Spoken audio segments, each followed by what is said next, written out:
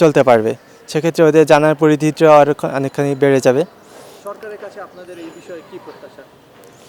সরকার বর্তমানে মাননীয় প্রধানমন্ত্রী শেখ হাসিনার কার্যালয় থেকে A2I একটা প্রজেক্ট আছে, অ্যাক্সেস টু ইনফরমেশন।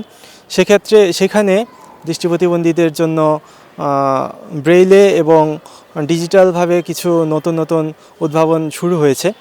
সেক্ষেত্রে ওরা ইউনিকোডে নতুন করে বই পাচ্ছে, ডিজিটাল বই। সেই বইগুলি ওরা MP3 প্লেয়ারের মাধ্যমে শুনতে পারে।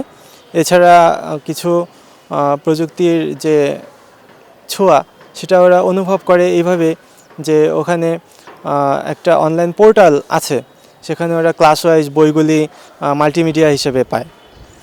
এই ফ্যাসিলিটিটা বাংলাদেশ সরকার এখন পর্যন্ত করেছেন, কিন্তু প্রত্যেকটা স্টুডেন্টের জন্য ওনারা শুধু বইটাই, ব্রেইল বইটাই দিতে পেরেছেন। এর বাইরে এখনও সেভাবে কিছু করতে পারেননি।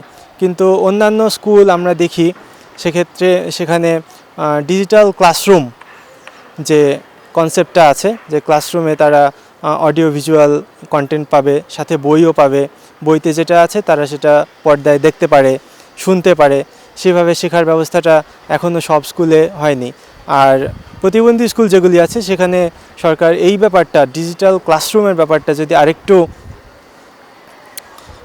ভালো করে দেখেন বা খেয়াল করে, তাহলে মনে হয় শিক্ষার্থীদের পড়াশোনাটা আরেকটু আনন্দদায়ক হয়, সাথে সাথে বোধগম্যও হয়। অসংখ্য ধন্যবাদ।